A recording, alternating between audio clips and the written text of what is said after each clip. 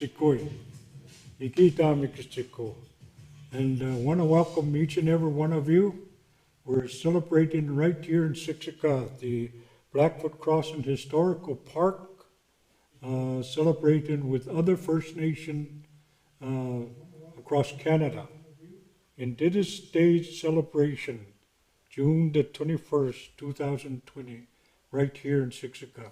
So we're very proud that the crew Stephen has put together, the equipment, and this is their own production. This is all the equipment, all the technical work. They didn't have to hire anybody from the outside. Uh, so this is first ever. So we're very proud of the hard work that they've done. I told Stephen a couple weeks ago, I said, we're living in the new norms. And so people are waiting to go back to the old way. And sometimes we hear different things on TV, and they're saying that it's going to be for a while. But at the same time, we got all this technical equipment, so we need to take advantage of what we have, and so we don't have to be left behind. So we're doing our part to enjoy the celebration. And we're going to go with the Elder's Prayer. Dwayne Red, old man, will do the Elder's Prayer. We got a full agenda here.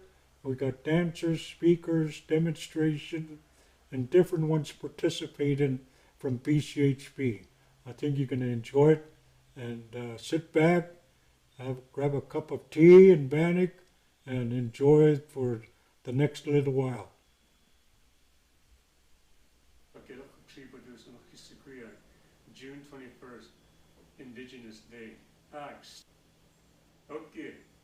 Amoxia, Hidabori Geeks me Blackfoot Crossing Historical Park. It's the produce June 21st, Indigenous Day. Axe, Sakadana Kanita the Beacon no. It's Kidoxen no. Ogla gets some week. I am not to say, Hogi Kipitaki, Hoxakumita Peaks.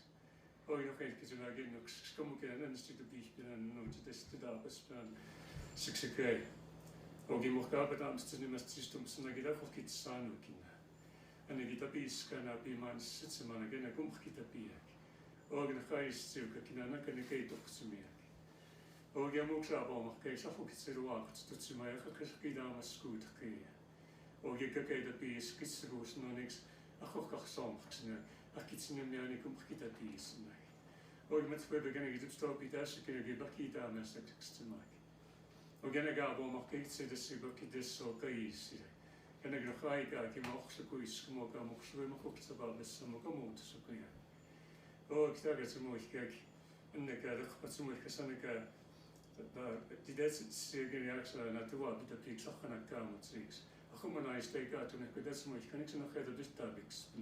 Tagitai Kidakina.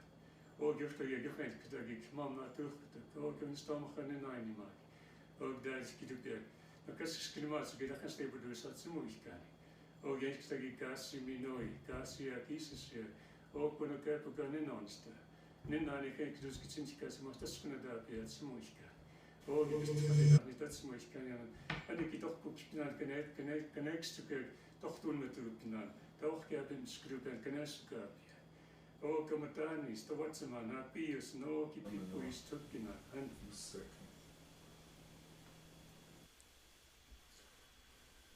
Good afternoon, everybody out there. Welcome. This is our first ever live stream under Blackfoot Crossing, and we're doing it today to celebrate Indigenous Peoples Day, our Aboriginal Day, our Aborigines Day, Indians. It keeps changing so much, I don't know what to call it anymore, but this is the Lord of the Plains, Stephen Yeldum, and the original delicious Indigenous. Welcoming you here to Blackfoot Crossing, our live stream here today. We have a full lineup here, and we're introducing you today to our new offerings with our new programming, our virtual, and we have a full lineup here today. We're going to introduce historic epidemics amongst the Blackfoot people. Yes, Siksika, we've gone through this before, we've persevered. It's taken a big toll on us, but we'll look at the historic information that we have at the museum to look at that, and that's under that'll be with Grant Miniheads here, and we'll be really examining the info from, they call story robes or winter counts. So we'll be looking at the winter counts going back from 1700 and coming up with some actually very specifics on specific details on the epidemics that we've all gone through here in the past.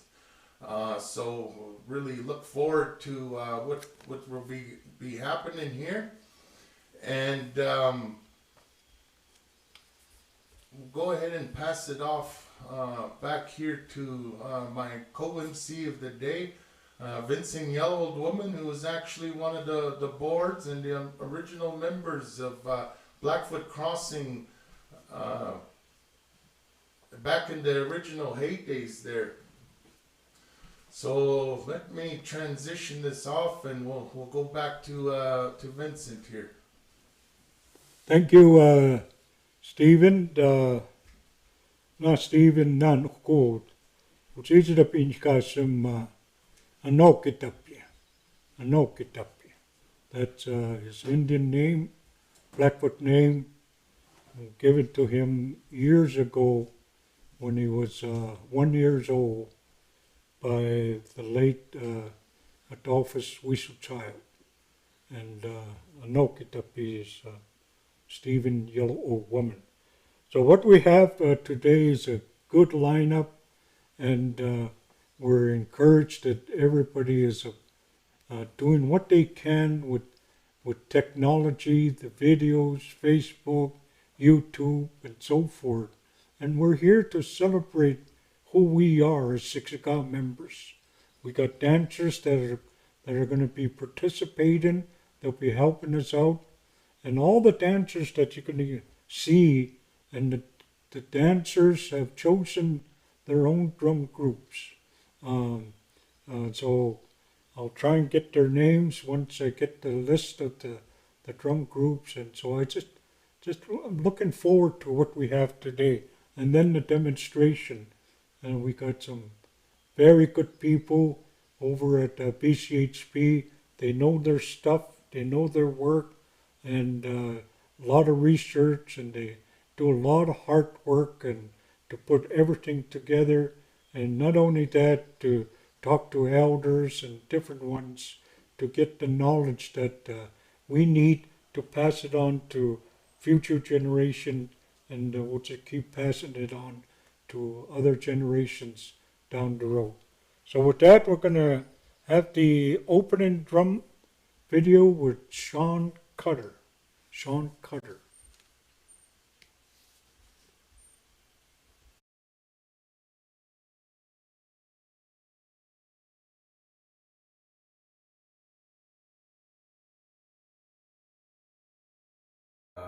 Four starts of an old Blackfoot song.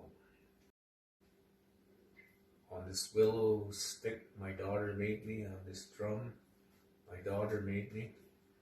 Oh, nice. And here's the song.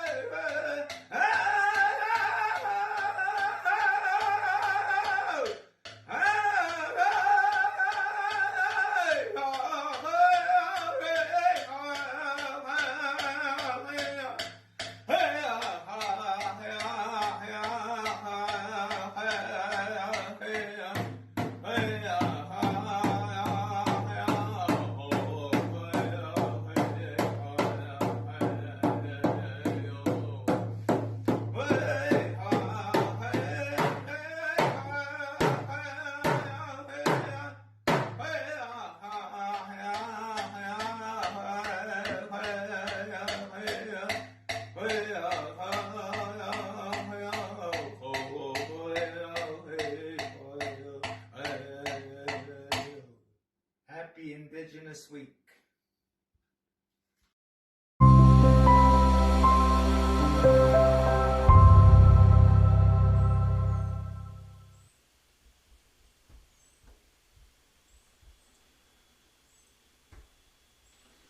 Oh, thank you, Sean. That was a good song. Thank you for sending that in. And today, every song, almost all the videos today are user submitted videos. They've picked their own, the dancers have chosen their own songs to dance to. Drum groups, I must apologize. We did this kind of rushed it in. We were unable to acknowledge and find out all the drum groups. If you hear your drum group being danced to, please let us know if we could use it, and if we can, we'll continue to keep it on. And what we will do is endorse you. We'll endorse you through the museum. We'll provide links for your drum group, and where people could pick that up on iTunes or wherever, Bandcamp or wherever people are picking them up today from at nowadays here. So drum groups, if you hear your songs on, please let us know so we could acknowledge and credit and provide links and have people to support what you guys are doing there for the Native community here. So as I said earlier, most of what we're doing is viewer submitted videos. We did a post and requested on social media for individuals out there that want to take part to submit some videos, and many have, and I'm seeing like on our YouTube, our channel, that and the channels, we have quite a few people watching, and I know many are anticipating their dance performance here. And but before we get into that, we're introducing what we're doing here at Blackfoot Crossing Historic Park. So during the pandemic here, we had to shift gears like crazy. Everybody did. We had to figure out, what are we going to do? How are things going to happen? What's really in place for us here? So we had to close the museum. We're so sad and disappointed that we're not able to have customers come into the museum at the moment. We're trying to get set up to bring in new clients so that everybody could come in and feel safe. And even though we do set up right away, many are not feeling safe enough to come out now. And that's fine, we respect that. And if you're reluctant, you're feeling not comfortable coming out, Blackfoot Crossing wants to bring the information and bring Blackfoot Crossing through to you. So that's today what we're actually doing here is our first ever live stream, and I'm so proud of this live stream. It's 100% Blackfoot done. I don't know if there anywhere else could have said that previously, but this complete total broadcast here is there's nobody else involved except Siksika and the different individuals that did choose to pick out some videos in that. So with that, I'm going to introduce into here Grant Miniheads, and we're going to discuss and introduce some of the concepts here specifically surrounded around epidemics. Blackfoots have hit epidemics before. We've gone through this in the past. Is this new to us? What did the historic Blackfoots do? Is social distancing new? You know, we're told 6 feet distance in that. Is that really a new concept to the Blackfoot people? And I'll give you a little bit of a hint of a forewarning. A hint of foreshadowing. Think of what do you call it when you talk with your hands? I've just gone blank here. Sign language. We're live, and I've gone blank here. That's the whole, the real fun of being live here, you're gonna see all our little quirks, our little mishaps and that, and we're just here having a good time. And as my dad said, it's sign language. And so we were able to practice social distancing. We used our historic use of sign language, and we were able to maintain further than 6 feet. We've done some camps, and so we're going to have Grant actually discuss this and provide more context and detail on that. Let me just adjust some microphones here. And Grant, could you hear me? Yeah, I can hear you. Okay. I've cut out our. Could you hear us talking out there on the monitors? No?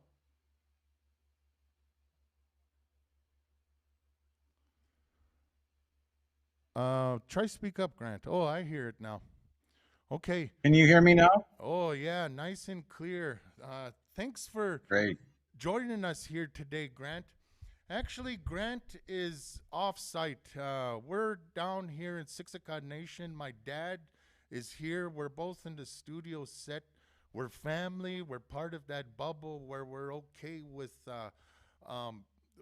being close vicinity. Even that, though, we're still about 10 feet apart here in the studio set. We're not hugging each other, shaking each other's hands, that's for sure. And Grant, tell us where you're at right now. I'm actually up in the city, Mokinstis. I'm in Calgary. I live in the southeast part of the city. Okay, so he's up in Calgary, and there's my dad doing some sign language, and he's indicating where he's at. Some of the older Blackfoots will remember that. That's that sign for Calgary. And right now we're taking advantage of social distancing. Grant's in Calgary. Myself and my dad are down here in Siksika Nation. We're unable to broadcast from Blackfoot Crossing currently because our Wi-Fi and internet leaves much to be desired. So we're kind of moved into where we have a strong signal here that we're able to take advantage of much of what we're doing here. So Grant, maybe we'll just go ahead and kind of introduce this, what we're doing here. This is actually where we're heading. It's a webinar type aspect, type concept. And in the future here, we're going to start moving towards a more virtual platforms and utilizing the internet and live streaming. And Grant has put together just an amazing webinar package. What we're going to do is just introduce you to the beginning parts. And if you would like the full experience with a full Q&A session, it doesn't matter if you're in Holland, China, France, Canada, France, Quebec, or, you know, anything like that, the United States. We have that opportunity to actually have an interactive question and answer sessions with Grant. And Grant is one of the most, I find, most knowledgeable people on the old Blackfoot ways in that. And so we'll just go ahead and have Grant here kind of discussing what the epidemics and what we've gone through historically here previously. Grant, do you think it would help if I do a quick explanation of what epidemics and pandemics are? Or do you think by now most people are pretty well good at it? Know it. Well, actually, there is a big difference between a pandemic and an epidemic. And perhaps if we have that info, we can show the people what the difference is. Okay. I don't currently have slides in that, but I'll just go ahead and explain. An epidemic is when a disease starts spreading in a localized area. So if we had a disease start spreading just in Siksika, it just affects Siksikawa. It's just it's us, it's local, it's a localized epidemic. A pandemic is when a disease starts going and spreading across the land. That's the most simplest way I could put it. It spreads through Alberta, and right now with this COVID, we've reached global pandemic currently, and so this has gone across the globe, and it's affected everybody from where it originated and in between. And I just read an article yesterday that even um, the Brazilian indigenous people in those forests down there that barely ever see humans, they've just been found and recognized and acknowledged as actually existing. They are too infected with COVID. It's just a real horrible thing what's happening here. And but Blackfoot, I think take note. We've been through this before. We've survived. And with that, I'll go ahead and pass it off to Grant to provide more detail on that. Okay, for sure, Steve. Okay, most of the history that we've studied on pandemics and epidemics and the diseases that have affected the Blackfoot people all come from our winter count history. Can you hear me? Just want to make sure if you can Yes. hear me. Yeah, I can hear you. Okay. Well, when we study the winter count history of the Blackfoot people, the oldest winter count that we have goes back to like 1764, and that was Bull Plume's winter count, and that's the earliest one that we know of. We're still looking for some. It's possible that there's some are still out there. But according to the winter count, that winter count, the Blackfoot actually experienced about 11 diseases before the 20th century. And these epidemics drastically reduced the Blackfoot population. And these diseases included smallpox, measles, scarlet fever, and diphtheria. And these diseases are all very highly contagious diseases. So you add to the fact that the native populations had no natural immunity to any of these diseases, it's no wonder that our mortality rate was extremely high. And that wasn't just the Blackfoot. This affected most of the native populations on the plains. A lot of our peoples had no immunity to these illnesses for years. Over the years, we built up an immunity to some of these things, but nonetheless, whenever these diseases struck, they were very, very destructive to our people. So the first smallpox epidemic recorded in the winter counts was in 1764. It was estimated that a half to 1/3 of the Blackfoot population perished then. And that may not even have been the first smallpox epidemic, because the Spanish actually introduced a smallpox epidemic to North America back in the 1500s. And between that time and the 1700s, like 200 years, that disease actually affected a lot of the native populations down south, like the Pueblos, the Comanche, Utes, and Shoshone. And we were actually at war with the Shoshone, so this affected us. So the first smallpox epidemic that's recorded in the winter count was in 1764. And this epidemic was believed to have came from the south on the Missouri River, possibly from the Shoshone people, possibly down. They got it from the Spanish in the Nevadas and New Mexico and those places. So there's a story in the winter counts that a Blackfoot war party attacked the camp of Shoshone. And everyone in that camp was either dead or dying from smallpox. Well, unbeknownst to the Blackfoot, they did not realize this. And so they went in there and thinking that maybe they were being destroyed for wickedness or something like that. They actually went in there and took all of the stuff from the Shoshone, their clothing, their lodges, etc., everything, and brought it back to their own camps. And what ended up happening is that spread. It spread amongst the Blackfoot camps that were living in the southern parts of our territory. So the Blackfoot, they didn't realize that you could get sick from taking items from sick people or from coughing or from anything like that. So what ended up happening was they unknowingly brought this disease back to other Blackfoots, other relations, people like that when they had their gatherings, and these people end up going to their own camp. So it spread.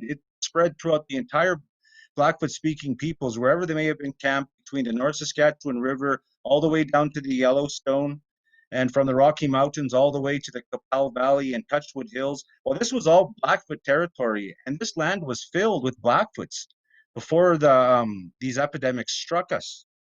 And so when these diseases started to happen, we had no idea what they were. So the Blackfoot people believed that it was an evil spirit. And so they fled as far as they could from this evil spirit, and they went to the northern parts of our regions, the northern parts of the Blackfoot country.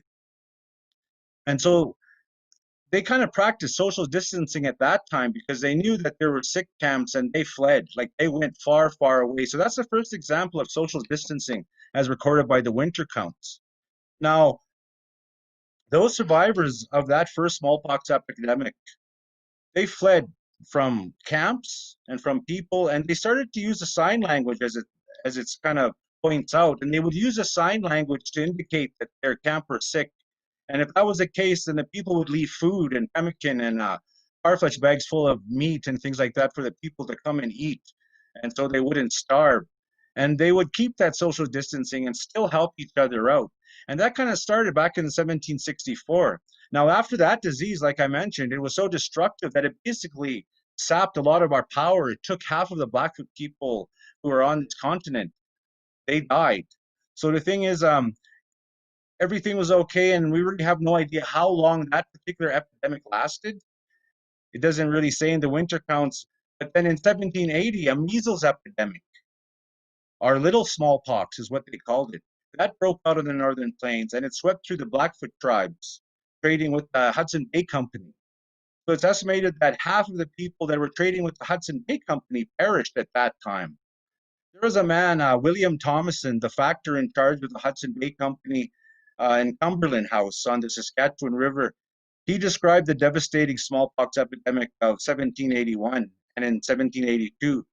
Now, this man, he understood contagion, and he practiced isolation and disinfection, and he also showed compassion and took dying natives into his already crowded quarters, and he provided them with food, shelter, and 24-hour care. It was around this time that he started training the native peoples as to these diseases. So it was probably at this time that the native peoples began to realize the nature of the sicknesses and how they spread. So self-isolation and social distancing, it kind of became the norm when sickness was evident. Excuse me. So in 1819, another measles epidemic struck our Blackfoot people, and at that time they say that 1/3 of the Blackfoot population perished. So the Blackfoot blamed the traders at the Rocky Mountain House for this disease. And so those Blackfoot who were suffering or who had members of their family who had passed away, they began wiping their bodily fluids onto the doorposts and onto the doors of the fort. And they buried their dead windward so that the smell would basically go to the fort. And they did this like as an attempt to give these traders back their disease. And now, by the time that the Blackfoot had already become familiar with these sicknesses, then again they spread out. They left these areas, and for years the traders couldn't. For like 2 years, the traders couldn't find any of the Blackfoot to trade with, and they thought they all died out. But there was a remnant that came back to trade with them years later. But these were survivors of that measles epidemic, and that was in 1819. Now, in 1827, an unknown sickness struck our people, causing many deaths, almost up to 1,000 people. But to this day, we really don't know what that disease could have been. Um, we don't think it's smallpox because they would have stated as smallpox. People already kind of knew the symptoms of these particular diseases. Now, in 1836, the Blackfoot suffered an epidemic that really affected our children, and that was an epidemic of constipation, like stomach disease amongst the children, and also many of the children were said to have died of strangulation of the throat sickness, and that was diphtheria. So that killed a lot of our children. In fact, even on the reserve on the West End, I know there's some graves that they say that there was children who had died, and that's actually where they were buried. Now, the biggest disease to hit our people was in 1837. Now, 1837 was a smallpox epidemic, the second big smallpox epidemic that hit our people. because the first one hit us in that we know of in 1764. While in 1837, the Blackfoot suffered a devastating epidemic of smallpox. Because when it was over, it's estimated that two-thirds of all the Blackfoot-speaking people on this continent perished. So that's a lot of people to pass away. That's extremely huge numbers. No We can doubt. talk about populations in a bit here, but I was going to mention that this epidemic sapped the power of our Confederacy, like basically forever, because after this happened, like a lot of our eastern neighbors who were our friends at one time, they started to get vaccinations. So that epidemic really didn't do anything to them. They still kept their numbers. And we're talking about a lot of the Iron Confederacy that came with the Hudson Bay Company. So we're talking like the Cree and Assiniboine and Saulteaux tribes. Well, a lot of these ones started moving onto the plains, and they were already kind of in our old Blackfoot territories. And it's kind of funny. Just on a side note is that every time the Blackfoot got hit by a disease, if you look in the winter counts, our enemies tried to take advantage of that. They started to raid us and thinking that we might be weak, they could maybe take advantage of us or move into our country. And this is kind of what happened in the Saskatchewan part of our country. Oh no, that got me worried, Grant. I hope our enemies aren't watching this COVID and now they're gonna try sneak in on us. Our enemies through trying it in the legal courts right now. But interesting to note that that's what they did. So sorry to interrupt you there. No, that's fine, but that's you could see that in the winter counts. You can tell that whenever there was a major epidemic to strike our people, there were a lot of neighbors who took advantage of that. And when you think of the numbers that died, it's incredible because if you look at that first one that happened in 1864, that's recorded. Well, according to that one, half of our people perished. So the thing is, you ask yourselves, how many Blackfoot were actually on the plains around the 1600s before any of these diseases actually hit us? And there's been guesstimates that our population as Blackfoot people, Blackfoot speaking peoples, is anywhere from 500,000 to like 200 or so thousand people. Now that's a lot of Blackfoot. That's almost like 10 times the numbers we have today. And the thing is, you could see the effect of these diseases on our populations. So like in 1864, a huge epidemic, lots, Jeez. thousands of Blackfoots died. In 1880, or sorry, 1780, same thing, like thousands. Then you go to 1836 and all the ones in between. Then you get to 1837, the big one, and that was two-thirds of our people. So you see what happened. We weren't destroyed by the United States or the Canadian Army or by even our enemies. We lost our people to diseases. Yep. And so, it kind of stresses like today, like this COVID-19, even though some people say it may not affect the younger groups or people like that, we don't know. And I think it's best we stay safe because the thing is, right now, with all this reopening and everything, people are kind of maybe in some countries are thinking that this pandemic is over. And that's not true. This pandemic hasn't even started. Yep. And the False honest sense truth of is, security. and if you look at some of the pandemics in our history. Well, that 1836-37 smallpox epidemic that wiped out our people, that lasted 4 years before it ran its course. Jeez. Because you see it pop up on the winter count in 1836, 37, 38, 39, 1840, and then that's the last you hear of it. And so within that 4 years, that's how long that particular disease was still around and still causing death and destruction amongst tribes. And that wasn't the last. The final epidemic, smallpox epidemic that hit our Blackfoot people was in 1870 or 1869 actually, and that kind of that coincided with the whiskey trade. These things are all kind of going on at the same time, and that 1870 epidemic actually took out one-third of our people. And the thing is, when our enemies, I guess, heard of this, they actually invaded us with a huge war party. And if that battle in Lethbridge, the Battle of Belly River, where that took place, that was actually the last big battle that happened on the Canadian plains or on the plains. And in that one, the Blackfoot basically destroyed the invaders because of, a lot of different reasons. We were better armed, and plus, our enemies didn't know at that time that the Blackfoot actually gathered all together so they could count, so that they could find out how many of us were left. Oh. So they were doing that in the Lethbridge region there, the Blackfoot tribes. And it was just too bad that these tribes had to try and invade us when we were all gathered. But the thing is, like, our people survived this. But like I mentioned in history books, whenever we had a weakness, our enemies tried to capitalize on that. And well, in 1870, that was the last big epidemic to actually hit our people as far as smallpox goes. But that's not to say that the diseases haven't stopped us. Up to the 20th century, we actually had, like I mentioned, 11 diseases that affected the population of our people.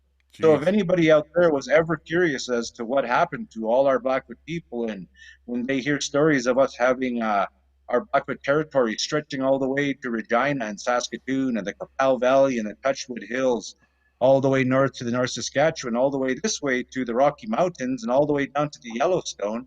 Well, some people think, my kids have told me, well, how did we control such a huge region? Well, the reason we were able to do it is because we had like 10 times the population that we have even now. They And were so all with big and 200, strong men, eh? we all buffalo eaters. Yeah. Yeah. Yeah, but yeah, so it's interesting, and we haven't even touched on disease in the 20th century. But that'd be another story we Man, could talk about. it's really interesting. You mentioned, like I'd really asked the scholars or mathematicians out there, uh, where were we at initially, say 1600s, our population, 1700s, we started the first epidemic, 1736, hit just to our neighbors. We have our first confirmation on the story robes, or the winter counts of 1764. And I'm saying this because I often hear people saying, we've lived through smallpox before, so what? We'll live through COVID again. The thing is, there's only handfuls of us that survived after these epidemics and all the successive waves. And it was only the ones that really took safety, and they did some social distancing practices. And just to kind of wrap it up here, Grant, could you mention some of the social distancing practices that our ancestors did before? This isn't new. CDC isn't telling us. WHO isn't telling us this new, and the Alberta government and Hinshaw. Historically, we practiced self-isolation and social distancing. We broke up into camps and clans, and we maintained areas here. And Grant, could you go ahead and talk about some of the successful social distancing practices that they did historically? And it's actually why we're still here today. You know, if they didn't do that, we wouldn't be here. I wouldn't be able to talk to you, and we wouldn't be able to put this live stream out to everybody outside there. So just go ahead and just to finish it off here on the social distancing amongst the Blackfoots. No, what you're saying is true, Steve. I mean, like all of us, the Siksikakwans, or even anybody in our confederacy, or our Blackfoot-speaking peoples, we should all be really thankful to our ancestors, particularly those ones that were living in those times, because we wouldn't be here if it wasn't for them. They're actually a remnant. During the signing of the Treaty 7, those people who were gathered to sign that treaty were actually the remnant of a once great, powerful nation, and these were survivors. They survived wars, and they survived all these successive epidemics and diseases that hit our people. Now, the thing is, like you mentioned, it's kind of funny, but when you do read, it's kind of like cliche. You hear of smoke signals, or you hear of sign language. Well, maybe this is the reason why people know of these things was because of these diseases. Because in the winter counts, you realize that we did scatter and we separated almost to our own detriment, because the Blackfoot usually always camped in huge, huge camps, and we're talking like, maybe 500 teepees. And in those camps, you'd have like literally over 5,000 people in a camp like that. And your enemies, if they saw your camp, they usually would avoid you. They wouldn't want to it's like shaking a hornet's nest or waking up a bear. They wouldn't do that.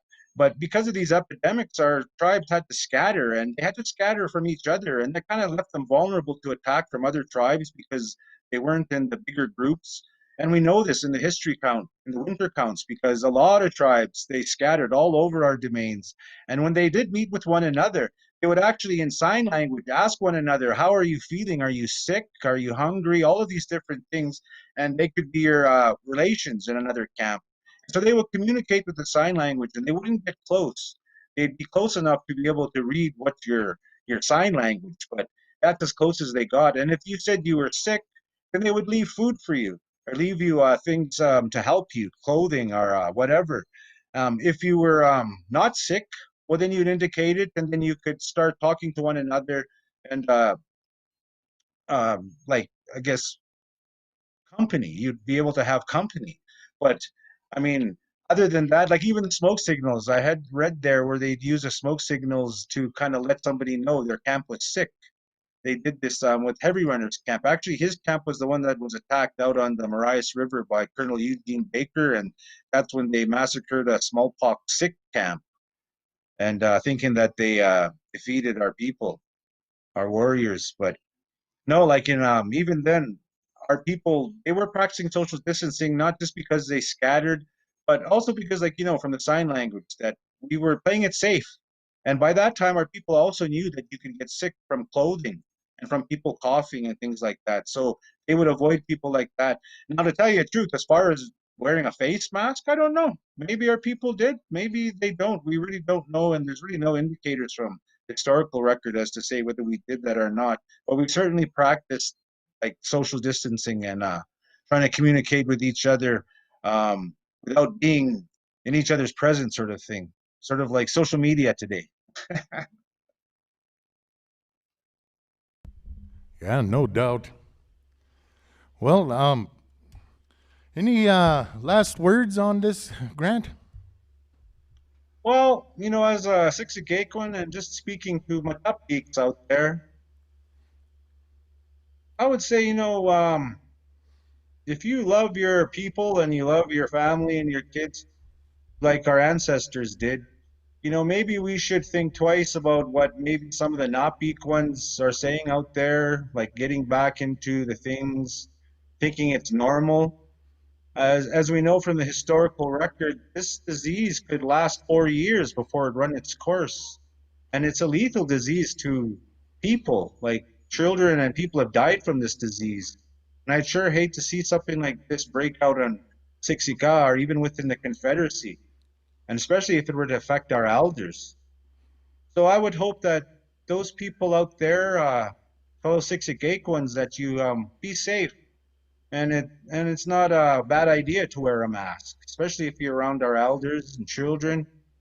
And really, I think our leadership, if they're listening out there too, they should really do what they can, gathering the resources that we need to be able to open up Yeah. safely so that people can go back to work without fear of getting sick, putting whatever measures in place so that we could be healthy, so that our people could stay healthy. And not and final word, I guess, is don't believe everything that you hear out there from the not ones, from the either the governments or from people, because these people are thinking of money. They're thinking of getting back their wealth. And some things are more important than wealth, like life. So the thing is, that would be my counsel to you people out there and all the Matapiks listening is let's be safe and let's go through this pandemic as unscathed as possible. So with Yeah, that, yeah, I guess that's my final word. no doubt. And it really, when we look at leadership and decisions and keeping each other safe, and I was thinking here earlier on that our leadership actually today, our current councils, have been blessed with a simple performance measurement. Any business people out there know what I mean by performance measurements? It's the previous chiefs and councils before had a lot of things to consider: job creation, funding balances, and the economic development, and mainly keeping the people employed. And there was a lot of performance measurements that each council had to take into consideration. These councils are really blessed because right now, nobody cares about if we're going to have jobs or that on the reserve. We're really concerned about life and death, period. These councils will be measured by how many people get sick how many people die from it, and what did they do to keep us safe? And we have examples of what they've done historically amongst our people. And I've just read this morning here of some tribes, like in the Navajo Nation, and then the Sioux, and in Washington, that have closed off their borders. Navajo nations are on another weekend lockdown, and their chiefs and councils are saying it, and their governors are wanting to sue the reserves, especially like in the Sioux. They want to sue them to open up and give access through their roads, because they're saying, no, we don't want any of that virus here. And I actually agree with them. We've been a neglected people. We have minimal health care and services in place. And they've shown, especially in the States, how they started dividing up PPE and masks. It went to the big hospitals, and the reservations were an afterthought. And that's where it's up to us and our leadership to really take care of our people here. And so with that, Grant, Dad, do you have anything you'd like to say to Grant? Yeah, first of all, just want to thank Grant for teaching us, bringing us up to speed to some of the historical events that took place, and in particular with the sicknesses and diseases that he was mentioning, and how we dealt with it, and so forth. And it's interesting to find out what the means of survival that they have. So they resort to those to help them to survive, whether it be sign language, smoke signals, and the list goes on. And and when you think about today, what are the means that that will help us? Certainly, we can still do the sign language, and certainly we could still do some of the things that they're telling us to use: the mask, to wear gloves, to wash our hands, and so forth. These are some of the things that we could use to help us, and so that will make us survive. And it's interesting because I'm in that age where I'm interested in my age group, those that are vulnerable and so forth, and what are success stories for those that have survived in New York and Arizona, Oklahoma, and different ones. How are they able to survive these past few months? And so they tell us, wear your mask, wear a gown, wash your hands, make sure you're 6 feet apart, and so forth. So I listen to that, and if those are indicators of performances that are helping people, when you're looking at the strategy, when you're looking at the plan, those are things that will indicate to us this is what's working. So thank you, Grant, and keep studying, keep doing your research, and you're doing a good job. Okay, thank you, Grant. And Yeah, thank you. just before we switch off here again, I just wanted to kind of remind that this is now part of our new packaging and some virtual online programming that we have available. We'd love to open up the museum, but we are a nonprofit, and we're a little bit challenged with bringing in the resources right now to be able to open and bring in customers and clients and just anyone that wants to learn again. This is where I'll say, any philanthropists out there that are watching, hook us up. Even some plexiglass, or we have some initiatives that need to be completed, and we got to change the entrance of the building so that we could make sure there's a flow Any philanthropists want to help us out, more than welcome, and we really love any type of support that could come in. Even if you're just willing to donate your leftover plexiglass, whatever, we could sure use it and utilize it at Blackfoot Crossing, and that way we could open up and bring people back again and to learn of such amazing things that are happening at the museum. Going forward, we have the return of Chief Crowfoot's regalia. We will be getting that as soon as the COVID stuff comes down. I'm not going to go flying on the plane until I'm immunized, you know. I want, or we got some herd immunity or something. But that's when I myself would be really looking at heading out to bring some of these artifacts and repatriation and other museums out there. We're coming for our stuff. Thank you, Grant, and have a good day. And other museums out there, be ready for a letter. We're going to start repatriating some stuff. Look forward to working with some of you out there, especially the Smithsonian right now. So we just thank you, Grant, and we'll go ahead and get moving here on some of the next pieces here, which are the dance submissions that were brought in. So we thank you, Grant, and as always, you were very informative and educational. And schools, educators, call us. Grant is available. He could come in right from his basement living room and do a session with your groups as you come back in September. Schools, you're starting in September.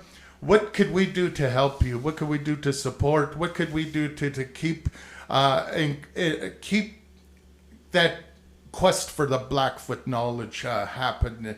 We'll look forward to support you and tell us how us here at Blackfoot Crossing could help you do that. So with that, we'll go ahead and say thank you, Grant, and I'll See you later. I'll see you tomorrow at our Skype meeting. Okay, sounds good. Have a All good right. day. Yeah, Take care, all of you out there. good day.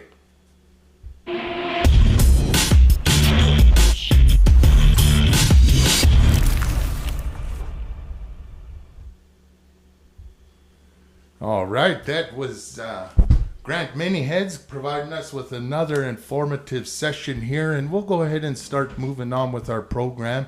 And as we mentioned here, that's some of our new virtual programs and webinars that we have available here at Blackfoot Crossing. And I thought what a perfect way to do it is talk about traditional epidemics and how it's impacted our people. We did our research and we didn't find any other tribes out there that are doing that kind of stuff yet. So Blackfoot, Siksika, we are the first again still today, and it's just so excited to see how we're progressing here.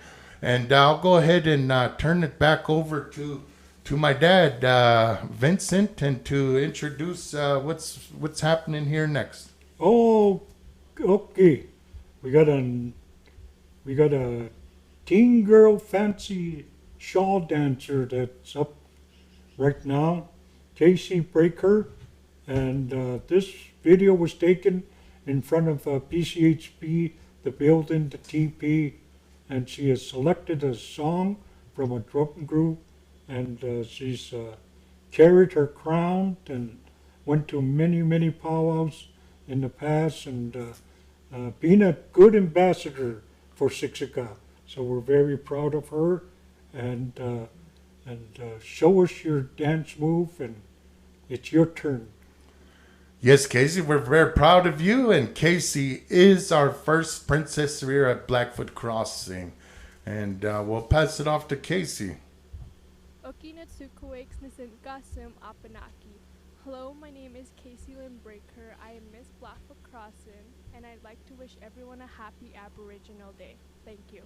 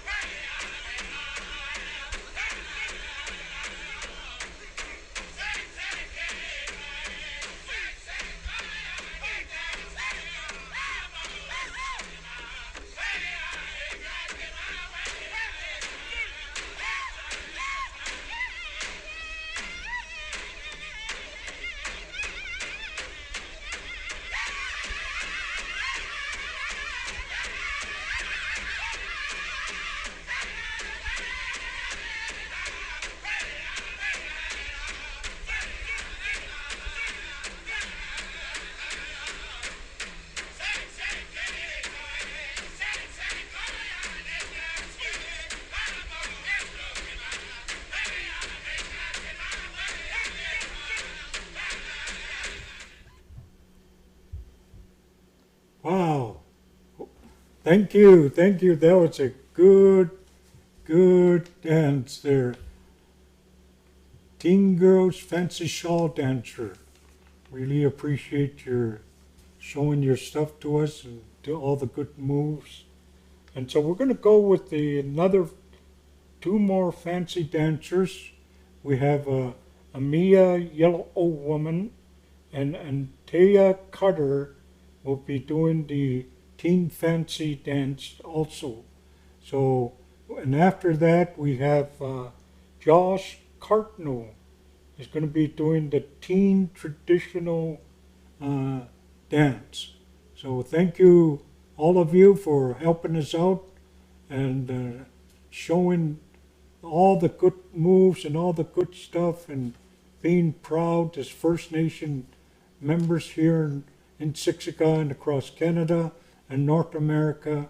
And you're doing a good job. And so we want to encourage you to do your stuff, and we want to showcase your talent, your dances, and your songs. So go ahead, Amia, and the other two will follow immediately after that.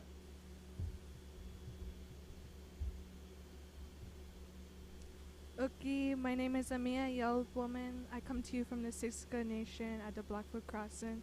I'm a 2020 graduates, and I just like to congratulate all the 2020 graduates of this year, and I wish everybody else a happy Aboriginal Day.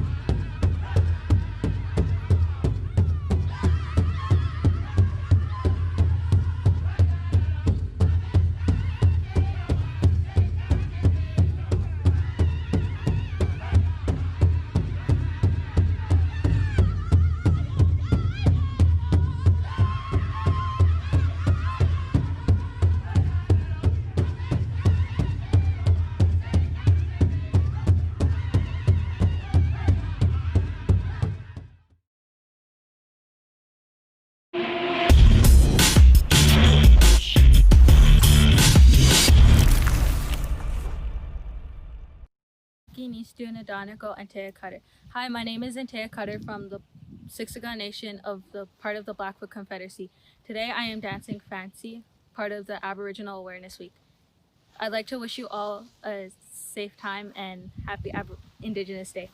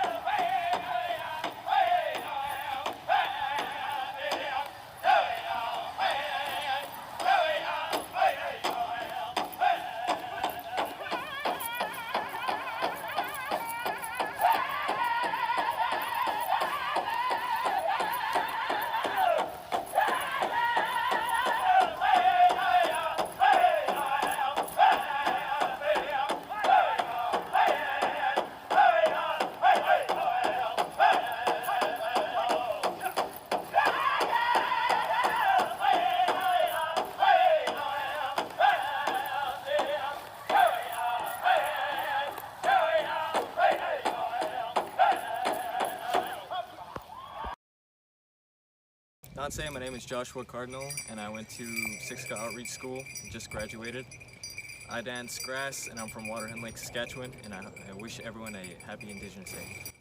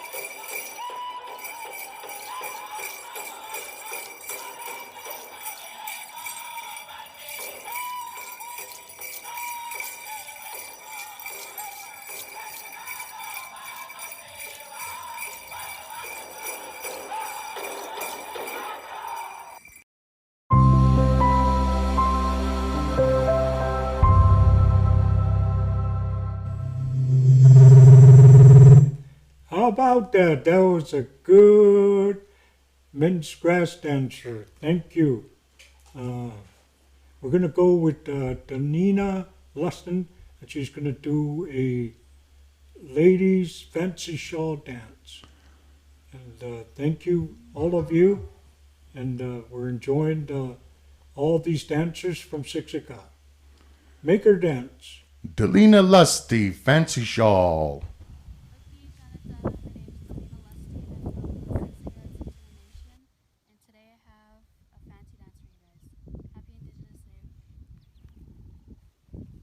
Black Eagle, help us out, boys. Here we go.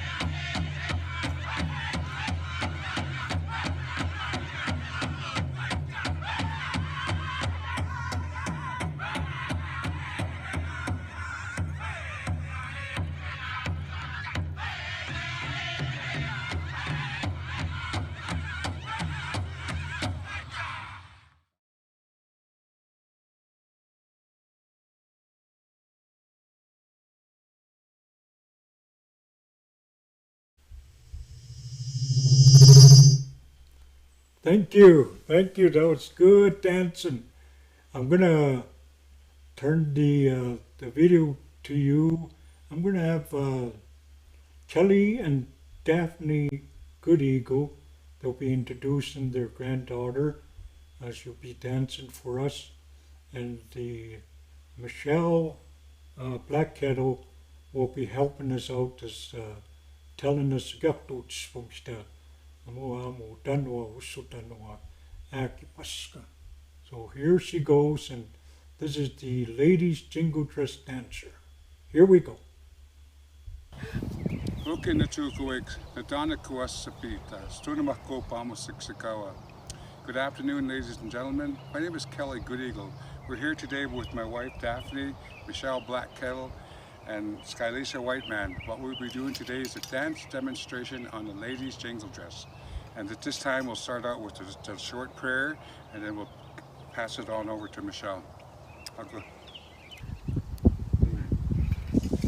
We'll start out with Michelle Black Kettle, who will be doing and explaining about the ladies' old style jingle dress. Michelle?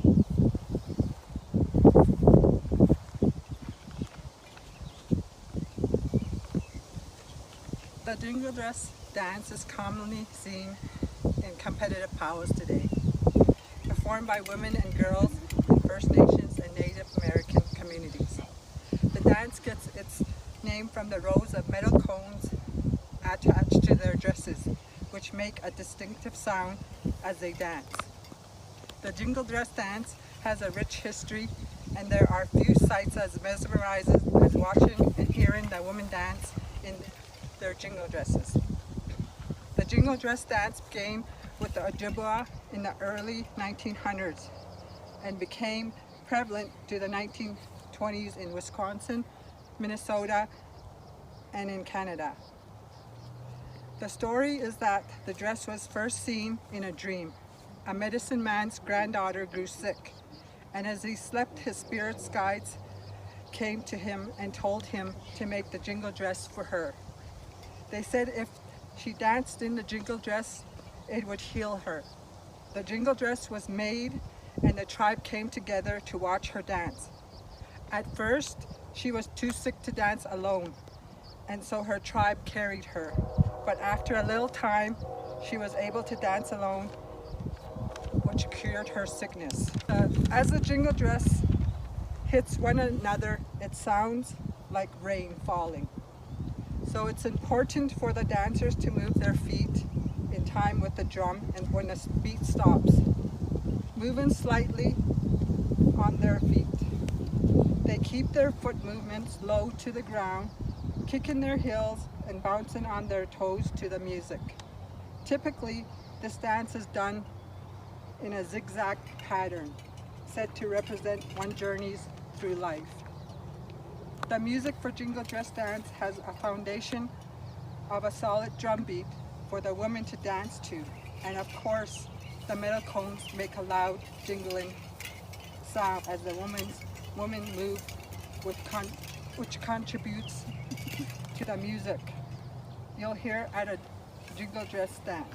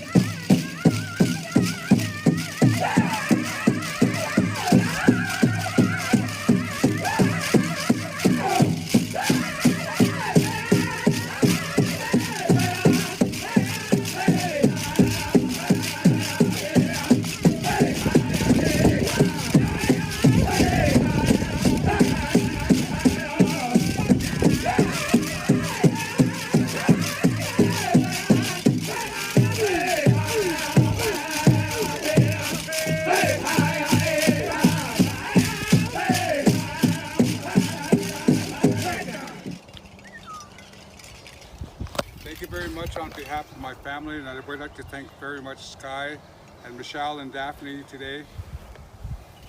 Okay, wait, goodbye. Thank you. Thank you. Okay.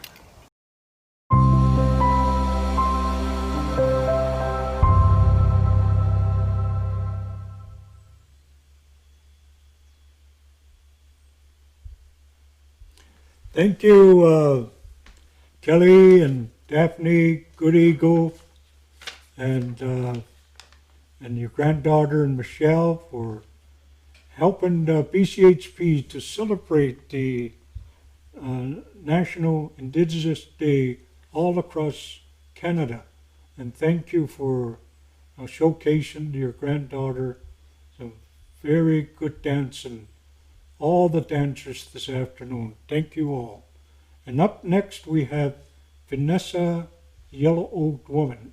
She's going to be doing the ladies traditional. Vanessa and Stephen, Amia, who danced earlier, is a princess here in Siksika, and she worked other crowns. They traveled all over. Some of the places they've gone to, of course, all over southern Alberta, the powwows here, the Blood Reserve, Piikani, Amskapi Piikani, and Sarcee in different areas, Sutina, and then they traveled all over the United States, Denver, March Powwow, Albuquerque, New Mexico, the World Gathering of Nations. They've been there, and North Dakota, Bismarck, North Dakota, the Powwow for Champions. So wherever time she wore the crown, they made sure they made it to some of these big powwows. So thank you, Vanessa, for being a good taxi driver and helping these princesses to showcase Siksika and their dances. Here we go. Uki, Nistuni Daniku, Vanessa Yellow Old Woman. My Blackfoot name is Utsqueaksistakaki. I just wanted to wish you all a happy Indigenous Day.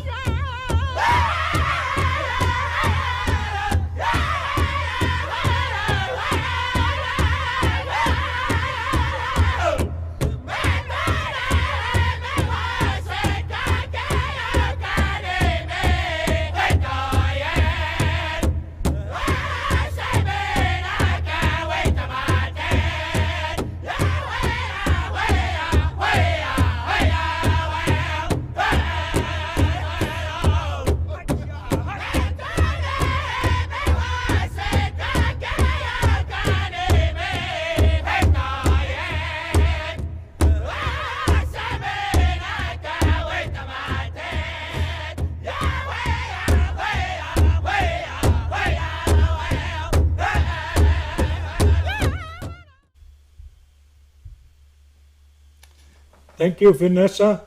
And up next we got Arlen Small Eyes doing the men's traditional dance.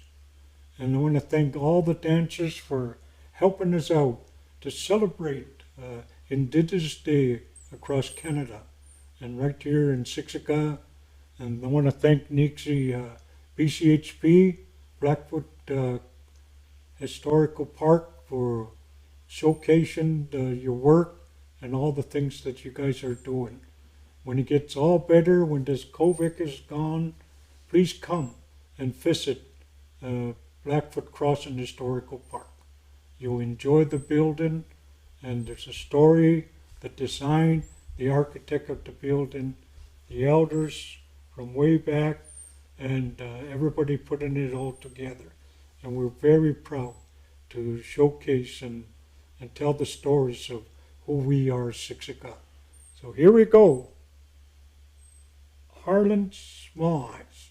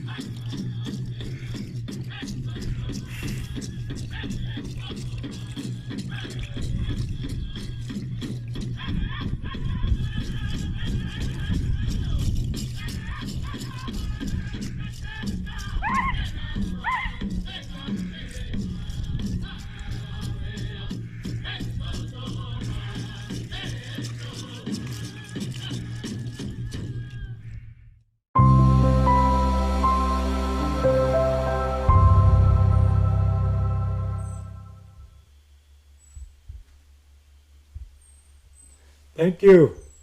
That was a good song and good dancing, and I want to encourage Nixie, the good people over at BCHP, and my son is the general manager, the CEO, whatever his title's over there.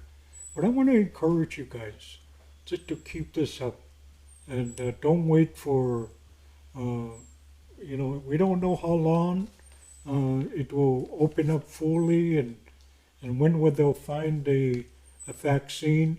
So we're praying that a vaccine will become available. But I want to encourage you guys. We have tools today, and the tools are technology, and those are available to all of you guys. I want you guys to be able to use those right now. People use Facebooks, people use YouTubes, people use their laptops, their computers, you got cameras, you got equipments, and so forth. And I think there's a way that, an avenue that all of us, and if we don't use them, and those things that are available to us, and we're sitting and waiting for something to happen, the world might just pass you by. So you need to just go ahead and grab the bull by the horns and just move forward and be number one, whatever it is. If you're going to have a powwow, there's nothing wrong with having a powwow in this kind of a setting. And I think it would be good to think about some things that you can do with your equipment, with your cameras, and all these things that are available to us. And I understand that many people wanted to participate. They send their dancers, and there are many requests that their children to be a part of today's celebration. And I want to thank all of them for helping us out today, so we can continue to celebrate in spite of all the things that are happening in our world today, in spite of what's going on in our community with this virus. We want to stay strong. We want to stay healthy, and we could do that. And we want to bring these home to our elders, and so our elders will see their grandchildren, and just continue to celebrate, we as First Nations in our community and across Canada. So thank you all. Continue to celebrate this day, and remember what it's all about. It's recognizing who we are as First Nations here on Turtle Island. We're going to close off with the A1 Owl Dance video, and I want to thank Stephen, and I'll turn it over to him for his last comments. All right. I hope everybody enjoyed yourselves out there today, and tell us what you think about today's broadcast. Facebook, let's take advantage of Facebook. Let's take advantage of YouTube. Those are the two channels we're on here to start here first. Find us on Facebook and add us. And add into your comments, what did you think on today's broadcast? What would you like to see? What other information or stuff should we share? Blackfoots, what do you want to share with the world? And the world out there, what do you want to learn about Blackfoot people? And we're really glad to be able to do this today and enjoy and take part of this Indigenous Peoples Day, or Aborigines Day, or I'm not sure what the current thing is, but I know next year it'll probably be something different. So let's just call it Nitsitapi Day.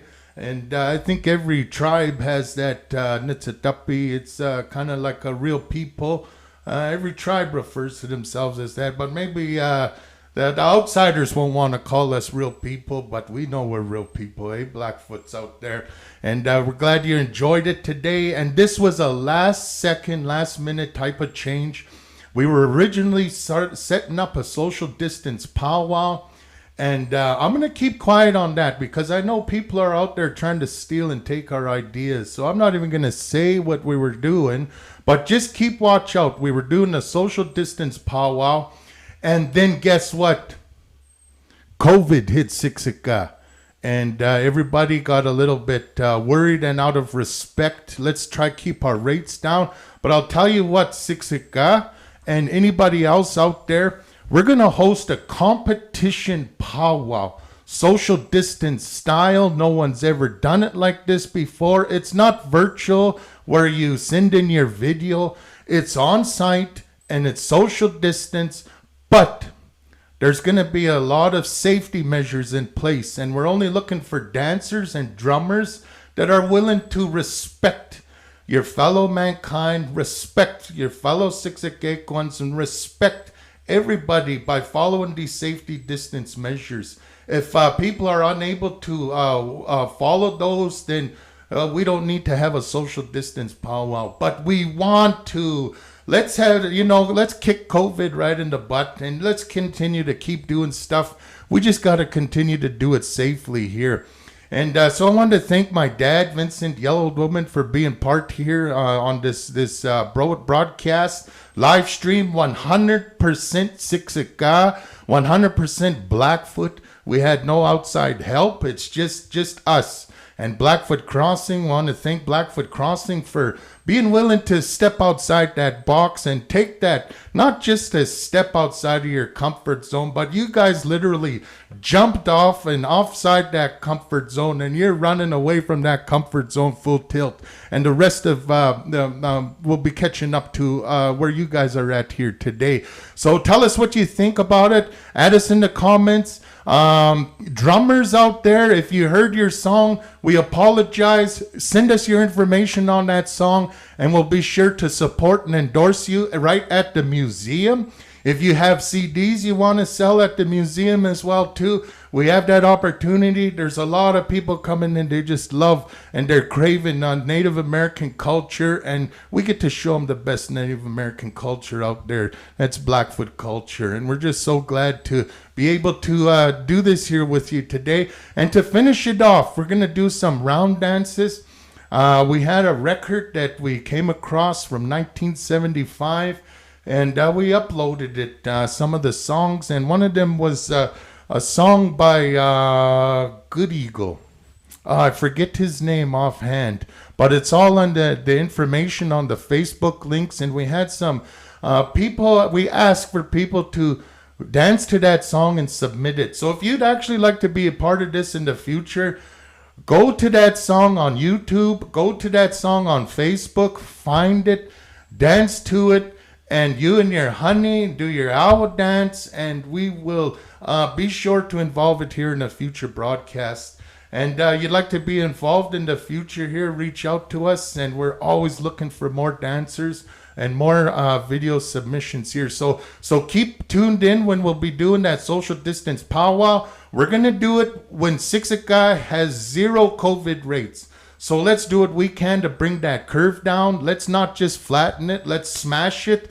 Let's get it to 0. And Siksika, when we get to 0 COVID rates, we're going to proceed and do this social distance powwow. It's just so exciting here what we have lined up in store for everybody here.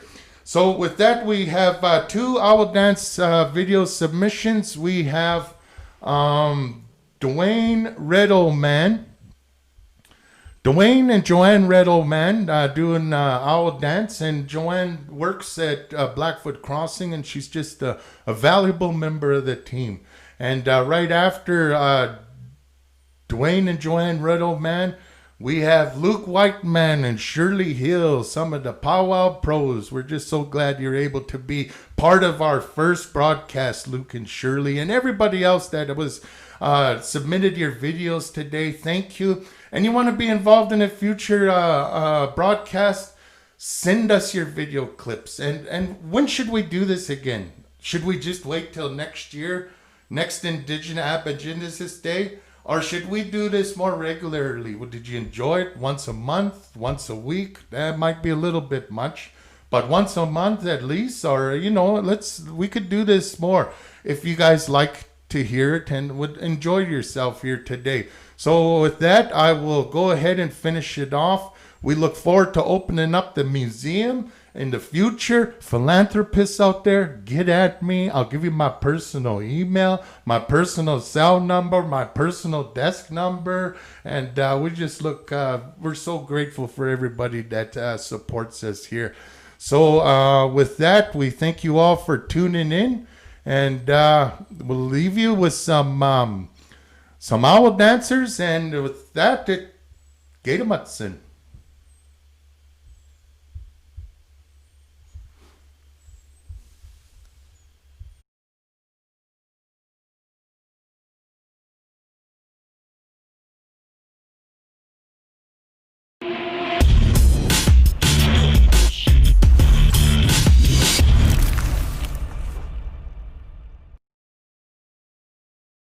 Okei, Tsinska Simina Wattu, Hamok Nipitama, Anatsipistaki. My name is Dwayne Red Old Man, and this is my wife, Joanne Red Old Man. We're going to demonstrate the owl dance. The owl dance was a social dance to begin with in the beginning. It was open to all different ages. And if a young woman liked a young man, they would get up and ask the young man to dance. And that was about the only time a young woman could ask a man to dance. And if the man decided not to take the dance, the family of the girl would ask the other family to pay a hefty bill because the dance was turned down. This dance was it was open to all categories and to everybody, and it was a good time when everybody was visiting, singing, and sitting around. And this one here that we're going to be dancing to is to the Northern Cree. So we're going to be dancing, showing you the demonstration. We're going to dance around a tree out by my house here. Okay, so hope you enjoy the video. I'm inside, right?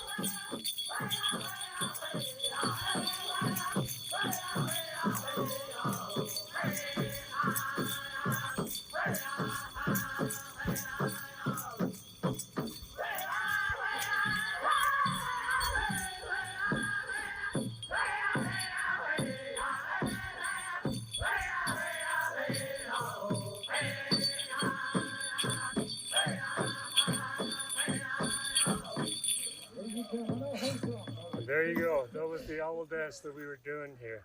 Thank you. Thank you.